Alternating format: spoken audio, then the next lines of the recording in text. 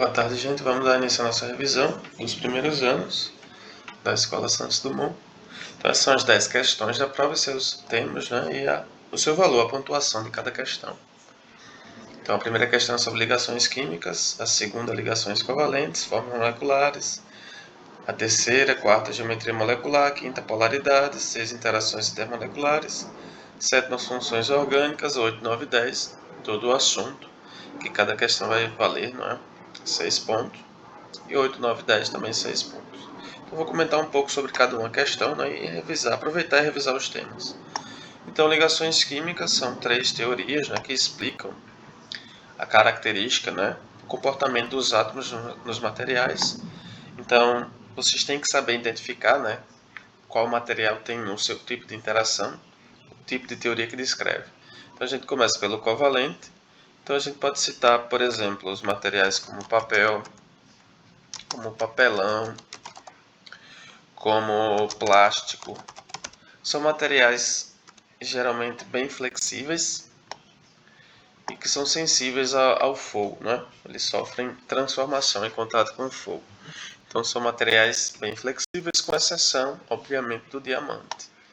Já os materiais iônicos, né? Eles são mais resistentes, são bem duros, mas quando sofrem uma pressão pontual, né? Eles acabam sofrendo uma quebra. Então, como o piso, como a areia, como o gesso. São 3 exemplos de materiais, né, descritos pela ligação iônica. E o metal, nós podemos citar aí, geralmente as colheres são feitas, né, de metal, as panelas, algumas cadeiras também são feitas de metais, bicicletas, né, entre outros. Metais são geralmente brilhantes, conduzem bem a eletricidade, calor, o som. Então a segunda questão é sobre as ligações covalentes. Então elas são representadas por traços, compartilhamento de elétrons.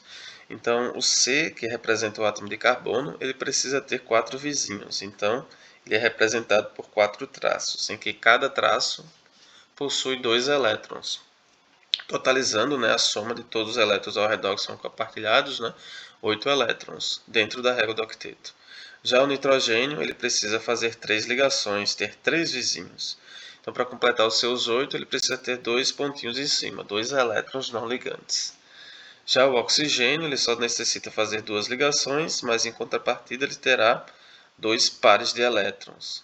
E a exceção à regra do octeto é o hidrogênio, que ele só precisa ter, né, um tracinho. Então, vocês precisam identificar nas moléculas, né, o número de ligação de cada átomo. Então, do carbono, eu posso citar aqui o metano,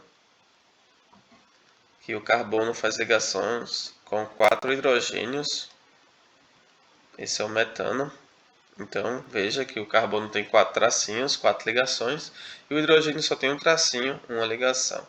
Já o nitrogênio, ele pode fazer, né, formar moléculas com hidrogênio, com 3 hidrogênios, né? E para completar os seus 8 elétrons, ele precisa ter 2 pontinhos.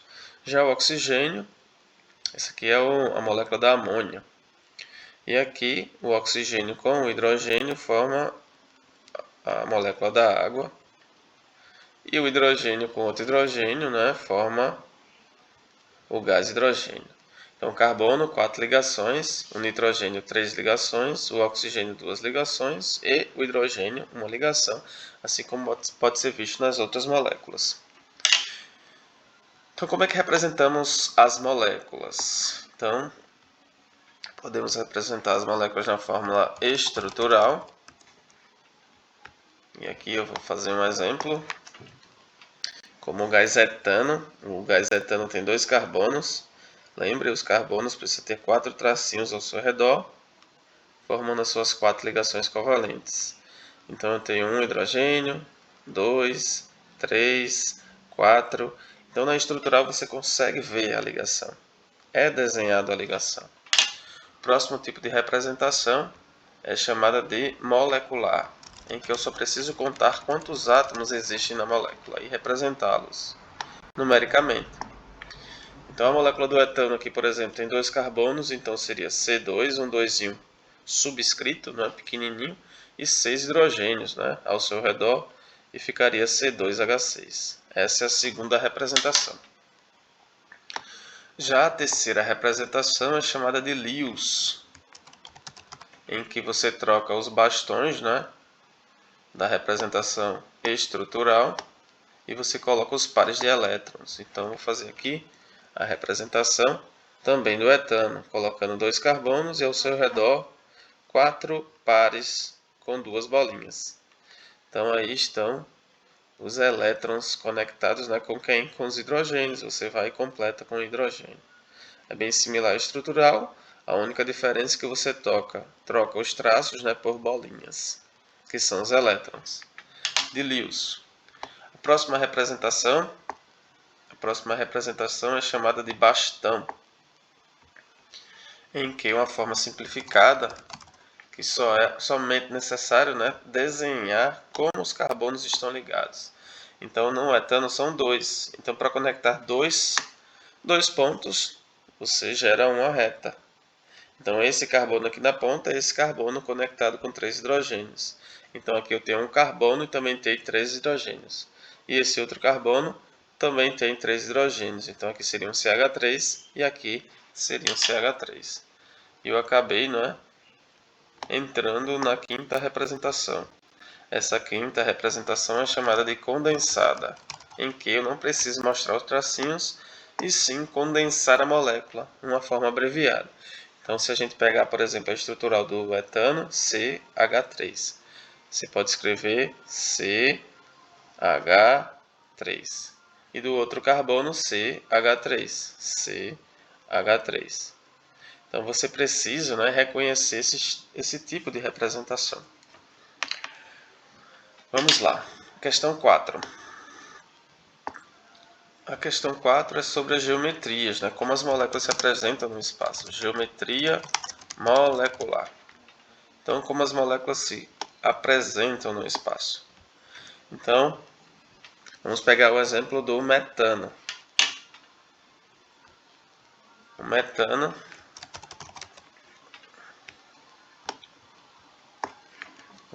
é CH.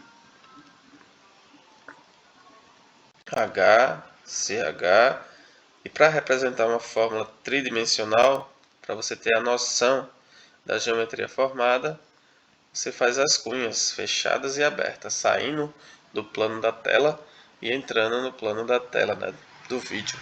E essa geometria é chamada de tetraédrica. Então, essa geometria aqui é chamada de tetraédrica, porque tem 4 lados. Outra geometria também, vamos pegar a amônia como exemplo. A amônia, que ela é representada por nitrogênio, que faz 3 ligações com o hidrogênio. E essa fórmula, a distorção da molécula graças a esses elétrons, né, forma uma pirâmide. E essa geometria é chamada de piramidal. Piramidal.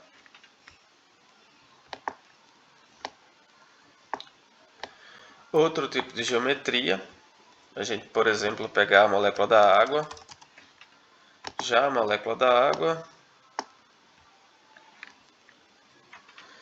desenhando a molécula da água, você tem o oxigênio e os hidrogênios, e esses pares de elétrons, né, que são muito volumosos e acabam empurrando os hidrogênios para baixo, né? Essa representação é chamada de angular.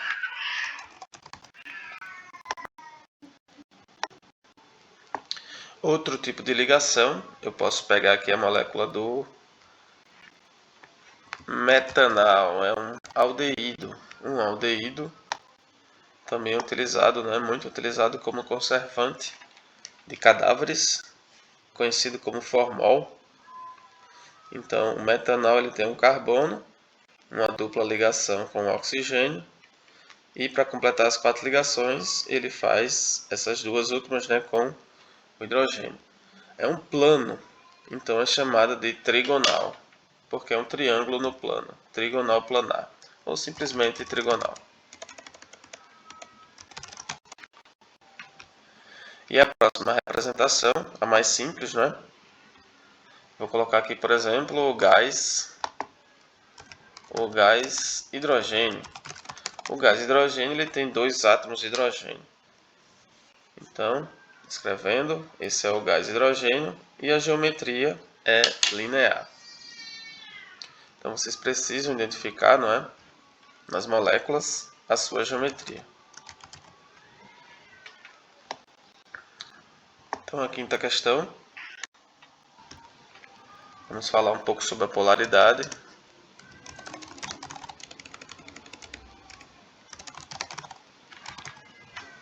Então, moléculas como o metano, que foi representado acima, vou reescrevê-la. Hidrogênio, hidrogênio.